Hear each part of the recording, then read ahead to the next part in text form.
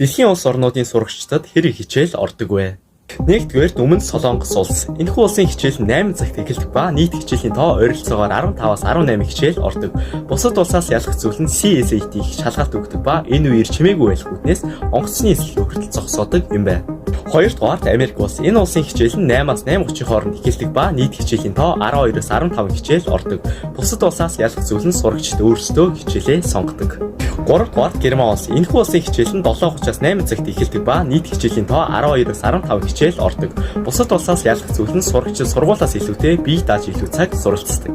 Дөрөвдүгээр Хятад улс. Энэ улсын хичээл нь 7-оос 7:30 хооронд эхэлдэг ба нийт хичээлийн тоо 15-аас 17 хичээл ордог. Бусад улсаас ялах зүйл нь 12-оос 14 цагийг суралцахад зориулдаг. 5-дугаарт Япон улс. Энэхүү улсын хичээл нь 8:30-аас 9 цагт эхэлдэг ба нийт хичээлийн тоо 14-өөс 16 хичээл ордог. Бусад улсаас ялах зүйл нь анги болон кордороо өөрсдөө цэвэрлэдэг. Тань манай бичлэгийг таалагдсан бол манай сошиал сувгуудыг дагаж надтай нэгдээрэй. Дараагийн бичлэгээрээ уулзцгаая.